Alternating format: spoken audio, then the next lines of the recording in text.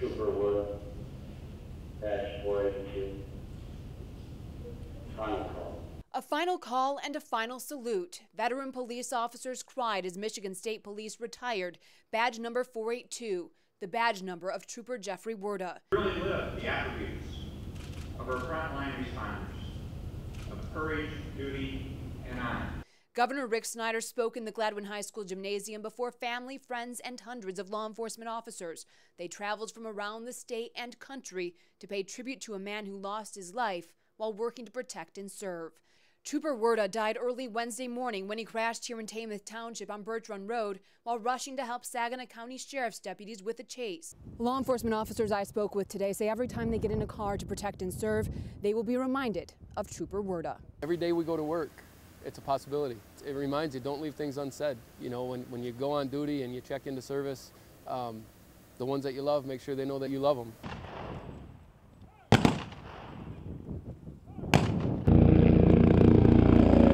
As police gave Trooper Werda a hero's farewell, they had two messages for his wife and children.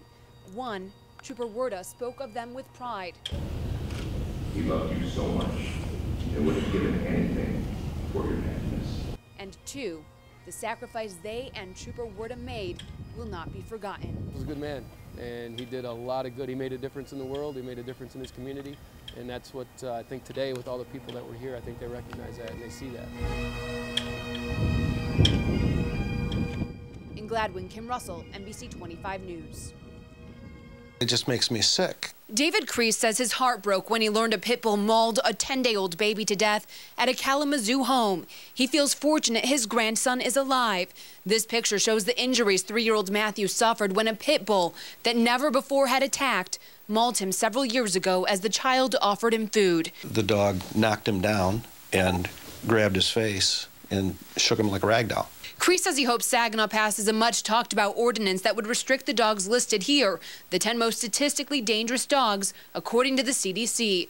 Under the ordinance, so-called dangerous dog owners would have to pay a $50 registration fee every year. They'd have to put a dangerous dog sign up at their home, and they would have to muzzle their dog while in public, even during walks. Gregory Clark owns these pit bulls, two pets he says bring him tremendous joy.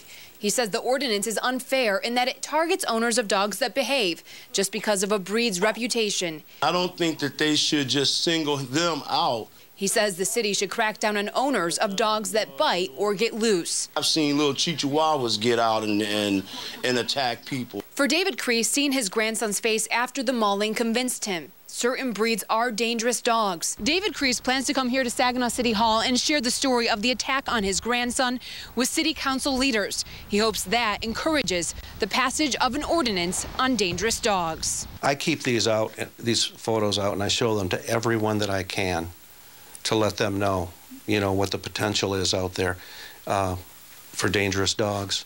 Charles says without the help of this organization and the funding that supports it, he simply would not have had the money to fill up this tank and keep his family warm. The violence started last Sunday when police say someone drove by this home and opened fire, killing Ashante Washington. Next thing police knew, they were investigating an arson at this very home. Police say family members of Ashante were having a candlelight vigil. You can still see these candles left on the ground, but that didn't stop gunmen from driving by, shooting this family in mourning. Usually the scariest thing this time of year is the costumes, but this year the fear is that business will disappear due to construction.